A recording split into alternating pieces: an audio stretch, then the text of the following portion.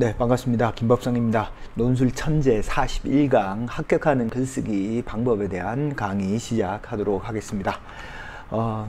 이제 거의 다 마무리되어 가네요. 그죠? 대략적으로 여러분들이 이제 그 기본적인 내용적인 부분들은 제가 이제 설명은 다 끝냈습니다.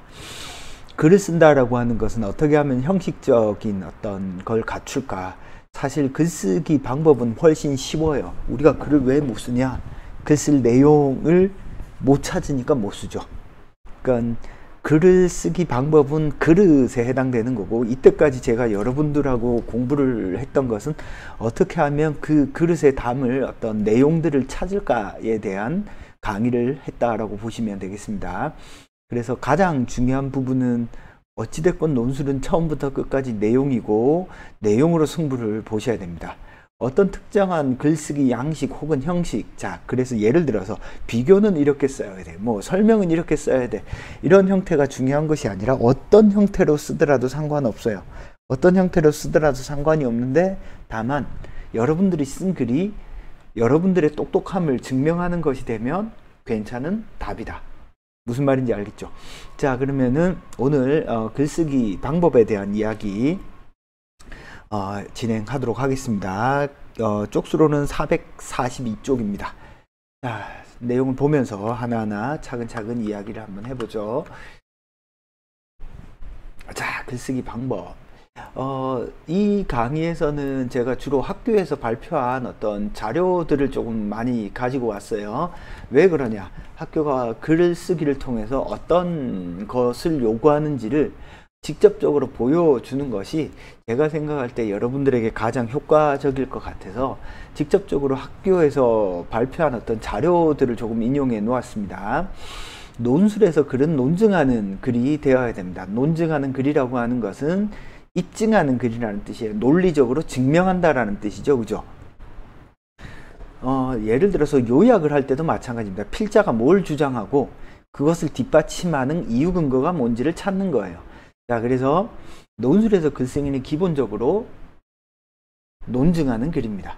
그래서 각각의 제시문을 읽고 제시문의 논리를 파악할 수 있는가, 그걸 가지고 나만의 논리를 구성해낼 수 있는가, 그죠? 두 가지입니다. 제시문이 쓴 글을 읽는 건 내가 독해하는 거고, 그죠? 그 독해를 토대로 내 글을 논리적으로 구성하는 건 논술하는 능력이죠. 그죠? 그래서 제시문을 읽고 대학은 자신의 논리를 구축하는 어떤 능력이 있는지 없는지를 봅니다. 자, 서강대 2015년도 논술 가이드북에 어떻게 되어 있는지를 봅시다. 학생들은 논술을 논설문이라고 생각한다. 이건 뭐냐면 그냥 주장하는 글, 그냥 자기 주장만 하면 된다라고 생각하는 학생들이 많다라는 뜻이에요.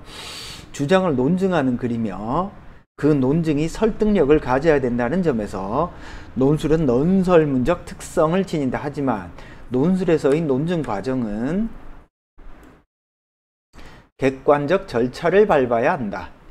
사실이나 정보를 해명하고 사실 간의 관계를 연결하는 과정에서 객관성이 확보되어야 한다. 그래서 텍스트를 읽으면서 내가 어떠한 주장이나 어떠한 어떤 결론에 도달을 했을 때 그 주장과 결론에 도달한 이유 근거를 제시문에서 여러분들이 보여주건, 아니면 내가 알고 있는 어떤 제시문과 관련된 어떤 구체적 사례로 보여주건, 이런 객관적 절차의 확보가 아주 중요하다. 그래서 논술은 일반 사회에서 논설문에 비해 설명적이고 해설적인 속성을 갖는다. 자, 주장을 하더라도 그것이 여러분 객관적인 어떤 이유 근거를 제시문에서 찾아서 보여주면 된다라는 뜻입니다. 논제와 제시문에 대해 설명적이고 해설적인 입장에서 객관적으로 접근해야 제대로 된 논술문을 작성할 수 있다. 무슨 뜻인지 알겠죠? 일방적으로 내 주장을 나열하는 글이 아니라 내 주장과 그것을 뒷받침하는 객관적인 사실, 절차, 근거를 분명하게 제시를 해 주어야지만이 대학이 요구하는 어떤 논술하는 글이 됩니다. 논술은 별도의 과목인가요? 또 논술 능력을 어떻게 기를 수 있을까요? 아닙니다. 기본적으로 논증적 글쓰기에 해당하는 논술은 다양한 영역의 논거를 활용해야 하므로 배타적 교과 설정은 바람직하지 않고 통합 교과의 차원에서 접근하는 것이 좋다. 문제를 접근함에 있어서 통합성, 총체성, 연계성, 다양성, 입체성 등을 염두에 두고 역동적으로 성찰하고 토론하면서 총체적이고 종합적인 해결 능력을 창의적으로 함양하는 것이 바람직하다. 그래서 여러분들 논술 글 쓰는 과정에서 교과서에서 배운 지식들은요, 만약에 제시문이라든지 논제랑 긴밀하게 연결이 된다면 쓰더라도 크게 문제는 되지 않습니다. 근데 주제랑 제시문과 아무런 상관없이 그냥 교과서적인 지식을 나열하는 건 안 돼요. 그건 왜 안 되냐? 채점자가 보기에 단순히 칸 채우기처럼 느껴지기 때문에 그렇습니다. 자, 그래서 논술에서 글을 쓴다라고 하는 것은 뭘 뜻한다? 논증하는 글을 써야 된다. 자, 주장은 뭘 해도 상관이 없지만 그 주장을 뒷받침하는 이유 근거가 객관적으로 제시문에서 나타나야 된다라는 것을 요구하고 있습니다. 알겠죠? 그래서 논술을 통합교과 논술이라고 하는 이유는 거기에 있습니다. 자, 조금 더 볼게요. 성균관대 가이드북 한번 보겠습니다. 성균관대 논술 가이드북에도 이렇게 논술과 관련된 내용이 나와 있죠. 한번 읽어보면요. 수험생들의 대학 수학 능력을 측정하기 위해 위에 언급한 중점 평가 영역과 관련시켜 4문제를 출제하였는데 지금은 3문제 나오죠. 그죠? 문제의 형식은 우리 대학이 그동안 제시한 틀을 그대로 유지했다. 1번 문제는 제시문의 논지를 입장별로 구분하고 핵심 논지를 요약하는 능력. 2번 문제는 주어진 자료를 해석하여 이를 활용하여 제시문의 견해를 논리적으로 평가하는 능력. 3번 문제는 제시문과 연관지어 실제 사례를 심층적으로 해설하는 능력. 그래서 최근에는 2번과 3번이 합쳐졌습니다. 4번 문제는 주어진 현실 정책에 대한 수험생의 자신의 평가적 견해를 논증적으로 제시하는 능력을 알아보기 위한 것이다. 그래서 요약, 그죠? 논리적으로 자료를 해석하고 객관적 사실을 이해하고 그것을 제시문과 관련지어서 평가하는 거, 그리고 주어진 현실의 구체적인 문제에 대해서 수험생이 평가하는 능력, 논증적으로 제시하는 능력. 결국에는 요약을 하건 뭔가 해설을 하건 논증이 기본 어떤 베이스에 깔려 있어야 됩니다. 자, 중앙대 가이드북입니다. 2015년도 가이드북입니다. 이와 같이 다양한 유형의 문제가 있으나 중요한 것은 이러한 문제에 대비한 수험생의 논증 능력이다. 논증은 제시문에 대한 적확한 이해 및 이를 통한 정제되고 압축된 사고의 표현이라고 할 수 있다. 그러니까 제시문에 대한 정확한 이해를 통해서 그것을 토대로 뭘 하는 거예요? 결론을 내리는 걸 뜻합니다. 문제에 제시된 다양한 조건과 제시문의 내용을 면밀하게 검토한다면 어렵지 않게 답안을 작성할 수 있을 것이다. 여기서 유의할 것은 모든 비판의 근거를 자신의 상식에서 찾기보단 주어진 제시문에서 찾는 것이 바람직하다. 그죠? 앞에서 서강대에서 말한 거랑 똑같죠. 그래서 서강대가 최근에 나오는 문제는 과거와는 다르게 과거에는 제시문에 대한 어떤 폭넓은 이해라든지 이런 것들을 연관성을 중요시 여겼다면 서강대 같은 경우에도 기술적인 있는 그대로 제시문을 정확하게 이해하는 것, 주제와 관련해서 독해하는 것을 좀 더 중요시 여기는 형태로 바뀌었죠. 요거는 이렇게 바뀐 건 중앙대 스타일과 거의 유사하게 바뀌었다라고 생각을 하시면 되겠습니다. 다만 분량이 서강대가 좀 더 길죠. 자, 숙명여대 한번 보겠습니다. 논술은 논리적 글쓰기가 아니라 논증적 글쓰기라는 점을 잊지 말자. 여러분들이 논술 가이드북이라든지 아니면 논술 해설 자료가 매년 나옵니다. 매년 나오는데요. 제가 이거 왜 읽느냐. 실제로 학생들한테 논술이 논증하는 글이라고 해도 애들이 자꾸 제시문을 그냥 복사해서 쓰는 경우가 너무 많아요. 그러니까 논증하는 글이 되지 않으면 절대 좋은 글이 안 됩니다. 따라서 논술문을 쓴다는 것은 단순히 자기 생각을 표현하는 것이 아니라 논제의 요구에 따라 내용을 구성하는 것이다. 물론 평소에 글을 많이 써보는 것이 중요하지만 엄밀한 논증을 갖춘 글을 쓰기 위해서는 특별한 훈련이 필요하다. 알겠죠? 논증하는 글이 돼야 됩니다. 그래서 숙명여대는 어떻게 이렇게 숙명여대 자료가 괜찮아요. 좋은 편이라서 제가 조금 길게 넣어놨는데 어떻게 썼냐. 평소에 글쓰기를 위해서는 3가지 주제로 3편의 글을 쓰는 것보다 하나의 주제로 3번을 고쳐 쓰는 게 더 낫다. 저도 여기에는 완벽히 동의합니다. 하나를 완벽하게 써보는 연습이 중요해요. 단락구문과 함께 단락 간의 어떤 논리적 연관을 통해서 뭐예요? 논증하는 글을 쓰는 거죠. 그래서 글을 처음부터 끝 문장까지 밀접한 연관 속에서 이루어져야 된다. 특히 이런 형태의 글을 좋아하는 대학이 긴 글을 요구하는 대학이죠. 숙명여대를 비롯해요. 경희대, 연대, 세종대 이런 대학들이 처음부터 끝까지 1000자 정도 되는 글을 유기적으로 완결된 한 편의 완성된 글을 써주기를 요구합니다. 그래서 문장과 문장이 따로 놀면 안 돼요. 제시문에서 제시된 중심 문장을 찾아 자신의 어휘와 문장으로 재구성하는 훈련을 한다. 그죠? 예상되는 반론을 염두에 두고 생각을 쓴다. 자, 인문계열 지원자가 답해야 하는 인문계열 논술은 비판적 사고력과 창의력을 평가하는 심화 논술에 해당한다. 주어진 글에 대한 정확한 독해력을 바탕으로 논증을 구성하고 제시된 문제에 대한 자신의 의견과 대안을 창의적으로 제안할 수 있는 능력을 평가한다. 숙명여대는 문제가 좀 까다롭죠. 그죠? 자, 그래서 어찌됐건 간에 지금 글쓰기 뭐예요? 논증하는 글을 써달라고 각종 대학들, 거의 모든 대학들이 논증하는 글을 써 주셔야 됩니다. 자, 그래서 그럼 논증하는 글은 어떻게 쓰냐? 일단 글을 쓴다라고 하는 것은 대부분 글 쓰는 사람들이 뭘 고려하냐? 내가 이걸 어떻게 하면 편하게 쓸까를 고려합니다. 절대 그런 생각을 하면 안 돼. 읽는 사람을 고려해. 채점자가 어떻게 하면 내 생각을 좀 더 쉽고 편안하게 읽을까? 뭐 이런 걸 조금 생각해 보는 게 좋습니다. 그래서 가급적이면 두 가지식으로 쓰세요. 논술 시험에서 가를 요약하시오 하면 가는 무슨 말 한다? 그 이유 근거는 뭐다? 이런 식으로 두 가지식으로 쓰고 요구하는 것을 분명하고 간명하게 제시하고 왜 내가 이러한 요구하는 것을 어떤 과정에서 이렇게 도달했는지를 쓰는 겁니다. 자, 비교하라. 어떻게 하라고요? 가, 나는 이렇게 비교할 수 있어. 왜냐하면 가에는 어떻고 나에는 어떤 게 나와 있기 때문이야. 알겠죠? 무슨 말인지. 그래서 글을 쓸 때는 가급적이면 두 가지식으로 쓰는 게 좋습니다. 그리고 어떻게 식으로 생각하면서 글을 쓰면 되냐면 논술 문제에 대한 어떤 답을 앞에 초등학생이 한 명 있는데 그 초등학생한테 뭔가 이해시킨다.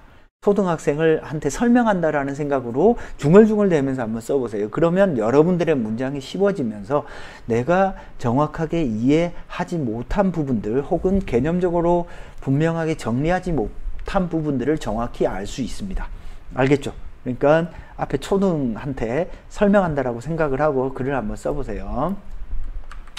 자, 그 다음에 이제 여러분들 글을 쓸 때 여러분의 글을 채점하는 사람들은 어떤 사람일 것 같아요?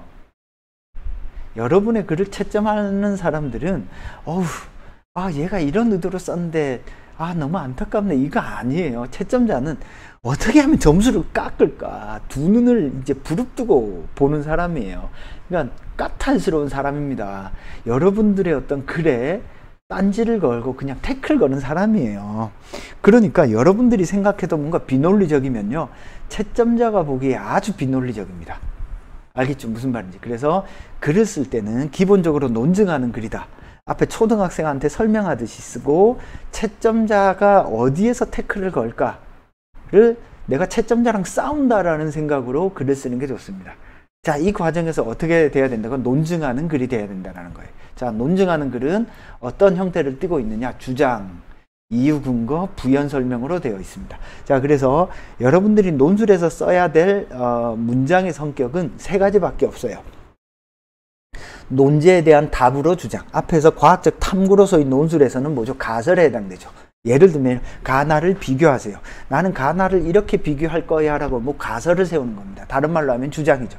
그 주장을 뒷받침하는 이유 근거를 제시문에서 어떻게 찾았는가. 그것이 한눈에 정확하게 잘 전달이 되지 않으면 세 번째 문장, 주장의 부연 설명을 하든 이유 근거에 해당하는 부연 설명을 하든. 따라서 여러분들이 써야 될 문장의 종류라고 하는 것은 주장, 이유 근거, 부연 설명 말고는 없어요. 이 세 가지를 꼼꼼하게 챙기면서 의식적으로 내가 쓰는 문장이 주장인지, 즉 질문에 대한 답으로서의 주장인지, 답을 뒷받침하는 이유 근거인지, 주장과 이유 근거를 뒷받침하는 부연 설명인지를 의식적으로 구별하면서 문장을 써보세요. 그러면 문장 하나가 하나도 쓸데없는 문장이 없어집니다. 학생들은 자기도 모르게 이 문장이 아무 쓸데없는데 제시문에 들어있어서 뭔가 중요해 보이니까 쓰는 경우가 되게 많아요. 자, 그런 식으로 쓰다 보면 실력이 늘지 않습니다. 그래서 문장 성격을 내가 의식적으로 규정하면서 쓰는 것이 좋다. 알겠죠? 무슨 말인지. 자, 그래서 조금 더 보겠습니다. 자, 그 다음에 글을 쓸 때는 그래서 답의 형식을 조금 미리 만들어 두는 게 좋습니다. 왜 그러냐? 시험 시간은 짧고, 읽어야 될 건 많죠. 그러니까 이런 유형의 문제는 이런 식으로 글을 써야지. 그래서 여러분들이 대표적인 어떤 유형에 맞는 글의 구성을, 틀을 조금 잡아두는 게 좋아요. 그런 다음에 분석을 하고 나면 그 틀에 맞추어서 그냥 내용을 집어넣는 거죠. 그러니까 논술이 일정 정도 수준에 올라가고 나면 결국에는 내용 싸움입니다. 왜 그런가요? 글쓰기 형식이라고 하는 것은 몇 번 써보면 금방 감을 잡습니다. 근데 대부분 학생들이 글쓰기 형식을 구조를 맞추는데 뭔가 급급해서 내용은 하나도 없는데 구조만 깔끔하게 떨어지는 글 쓰는 아이들이 너무 많아요. 자, 구조는 어설퍼도 됩니다. 요약형으로 쓰든 뭐 비교형으로 쓰든 기준제시형으로 쓰든 어떻게 쓰든 상관없어요. 하여튼 첫째도 둘째도 글은 무엇 싸움입니다. 내용 싸움이다. 알겠죠? 무슨 말인지. 그래서 답안의 형식을 조금 만들어 두는 게 좋습니다. 자, 그럼 답안의 형식에는 어떤 게 있냐? 요약, 병렬형이 있습니다. 자, 요약, 병렬형 어떤 거든 상관없어요. 그냥 요약하고 병렬형으로 쓰는 거예요. 예를 들어서 가나를 비교하시오. 요약, 병렬형으로 쓸 수 있습니다. 제가 비교할 때도 설명을 드렸지만 가는 이렇다. 반면에 나는 이렇다. 이렇게 써도 돼요. 실제로 연대 문제는 가나다를 비교하세요. 비교 분석하세요 문제인데 가요약, 나요약, 다요약 쓰고 마지막에 결론 이렇게 쓰는 답도 합격한 답이 많습니다. 다만 그렇게 쓸 때 어떻게 하라고 했죠? 가에 A를 언급하면 나도 A, A 다시, 다도 A 다시 다시. 그래서 통사 구조가 비슷하게. 자, 이렇게도 쓸 수 있습니다. 가를 참고해서 나를 설명하세요를 쓸 때도 요약형으로 가에 나타난 이러이러한 내용에 근거했을 때 이것을 참고하면 나에 나타난 어떤 현상을 이러이러하게 설명할 수 있는데 왜냐하면 어쩌고 저쩌고 이렇게 쓸 수 있죠. 그러니까 요약 병렬형은요, 제시문이 조금 어렵다거나 잘 이해가 안 될 때는 내가 제시문을 잘 이해했다라는 티를 내면서 쓰는 방법이기 때문에 이 방법은 나쁜 방법이 아니에요. 근데 까딱 잘못하면 이런 방식의 글쓰기는 그냥 단순 제시문의 요약으로 쓸 가능성이 높아요. 특히 이제 논술 공부를 많이 안 해본 아이들은 이 1번 방식으로 쓰게 되면 어떤 문제가 생기냐? 그냥 요약 정리로 끝나요. 그래서 가나를 비교하시오 라는 문제와 가를 참고해서 나를 설명하시오 라는 문제의 답안이 똑같아요. 읽어보면. 다만 가나를 비교하시오는 중간에 반면에 들어있고 가를 참고해 나를 설명하시오는 중간에 그냥 이를 참고하면이 들어있을 뿐이에요. 따라서 요약형 병렬형은 틀린 건 아니지만 이걸 잘 쓰기 위해서는 여러분들이 의식적으로 요약의 느낌이 안 나도록 논제의 요구사항을 잘 반영하도록 쓰셔야 됩니다. 자, 관점 기준 제시형은 관점과 기준을 명확히 제시하는 겁니다. 예를 들어서 가나를 비교하시오 하며 가나를 X의 관점에서 X의 기준에서 비교하면 어떻게 비교할 수 있고, 그죠? B의 관점에서 비교하면 이렇게 비교할 수 있다. 이렇게 관점 기준 제시형이죠. 그죠? 자, 마찬가지입니다. 가를 참고하여 나를 설명하시오. 마찬가지로 관점 기준 제시형으로 쓸 수 있습니다. 가에 나타난 XX를 기준으로 나에 나타난 뭐 A를 설명하면 이렇게 설명할 수 있고, 가에 나타난 YY를 기준으로 보면 나에 나타난 A는 이렇게 설명할 수 있다. 알겠죠? 무슨 말인지? 즉 관점 기준 제시형은 관점과 기준을 분명하게 제시하면서 쓰는 겁니다. 뭐 가를 참고해서 나를 비판하시오도 관점 기준 제시형으로 쓸 수 있습니다. 자, 그 다음에 세 번째, 반박 재반박형. 가나는 이런 점에서 같은 것처럼 보인다. 하지만 이런 점에서는 완전히 다르다. 그죠? 비교도 반박 재반박형으로 쓸 수 있습니다. 그죠? 설명하시오. 가를 통해서 이런 부분은 설명이 잘 되진 않지만 이런 부분은 잘 설명할 수 있다. 자, 비판하는 글도 마찬가지입니다. 가를 참고해서 나를 비판하면 나는 가를 통해서 이러이러한 부분은 타당하다고 볼 수 있지만 나머지 부분은 뭔가 문제가 많다. 알겠죠? 그래서 반박, 재반박형도 어떤 형태도 다 쓸 수 있습니다. 그리고 여러분들이 글을 구성을 안 하려다 보니까 안 되는 거지 하려고 그러면 다 돼요. 자, 그 다음에 시간형, 범주형. 뭐죠? 시간 순서대로 쓰는 겁니다. 시간 순서대로. 자, 뭐 비판하시오. 과거에는 이랬는데 오늘날은 이렇다. 그죠? 범주형. 이런 영역에서는 이렇지만 이런 영역에서는 이렇다. 그리고 자기 견해를 쓸 때, 혹은 뭔가 비판하는 글을 쓸 때, 설명하는 글을 쓸 때, 다 시간형, 범주형으로 쓸 수 있습니다. 비교하는 글을 쓸 때. 가나다를 과거를 기준으로 보면 이렇고, 현재를 기준으로 보면 이렇고, 미래를 기준으로 보면 이렇다. 범주형. 과학적 측면에서는 이렇고, 예술적 측면에서는 이렇고, 경제적 측면에서는 이렇다.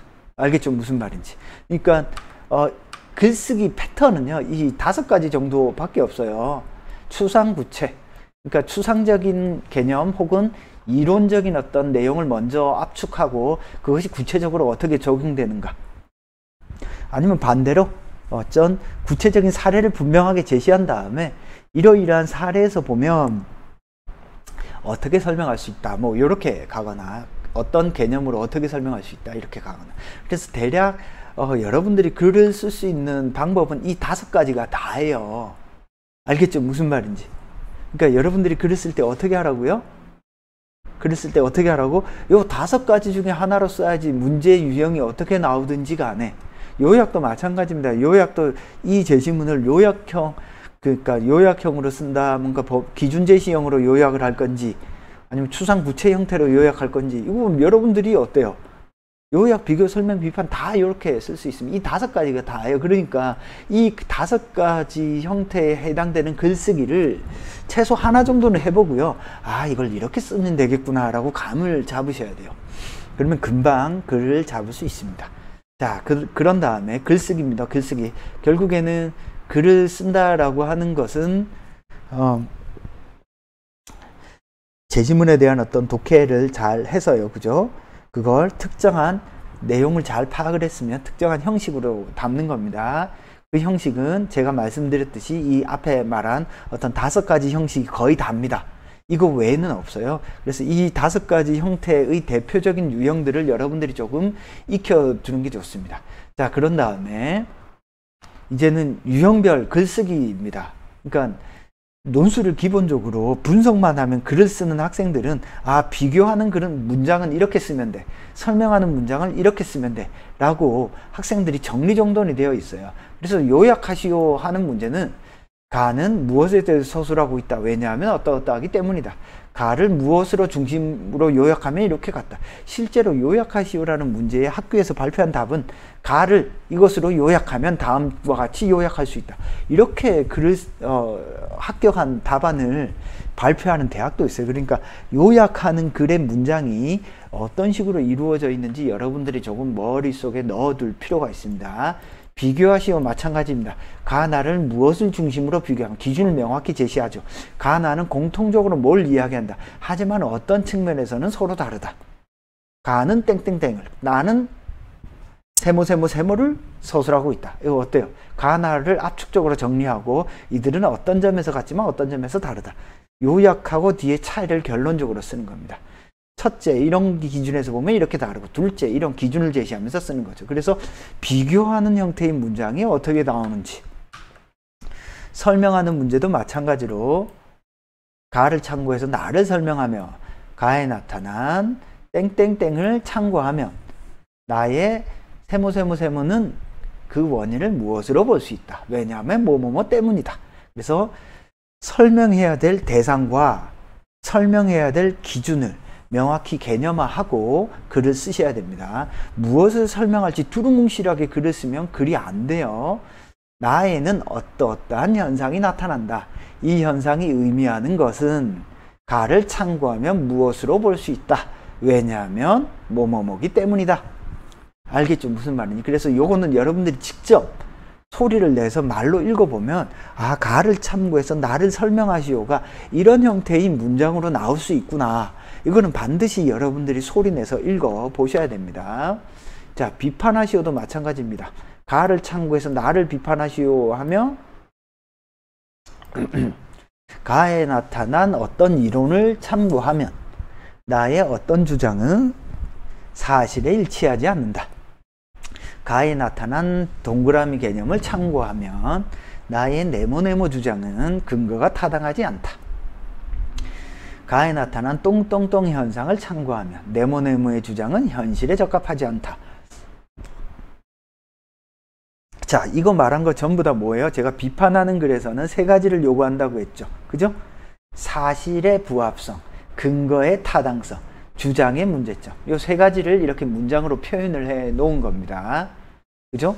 그러니까 이게 쭉 읽어보면 여러분들이 비판하는 글은 이런 문장이 내가 쓰는 원고지에 들어가 있어야 되겠구나 라고 생각을 하면 됩니다. 나는 네모네모에 대해서 동글동글 동그라미를 주장한다.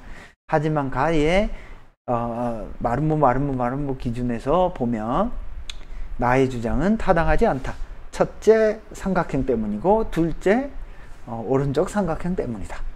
알겠죠? 무슨 말인지. 그래서 비판하면 어떤 주장은 문제가 많아. 첫째, 둘째 뭐 이렇게 비판해도 되죠.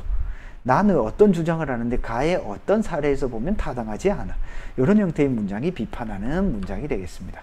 그래서 여러분들이 써야 되는 문장들을 정확히 머릿속에 숙지를 해 두셔야 돼요.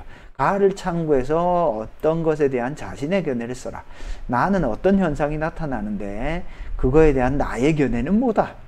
가를 참고해서 이거에 대한 자신의 견해를 서술하면, 그러니까 무슨 말인지 알겠죠? 제가 앞에서 글을 쓸 때 뭐라고 했죠? 질문에 대한 정확한 답을 두 가지식으로 쓰라고 했죠. 자기 견해를 쓰라고 했는데 학생의 견해가 뭔지 모르겠고, 그죠? 비판하는 글을 쓰라고 했는데 어떻게 비판하는지 모르겠고, 설명하는 글을 썼는데 결론이 어떻게 설명했는지 모르면 절대 좋은 글이 아니에요. 그러니까 항상 두 가지식으로 내가 그래서 어떻게 비교했다, 어떻게 설명했다, 어떻게 비판했다, 어떻게 요약했다를 직접적으로 문장으로 반드시 만들어 두고 글을 쓰셔야 됩니다. 그게 앞에 나오든 뒤에 나오든 상관없지만 일단 앞에 나오는 게 좋고요.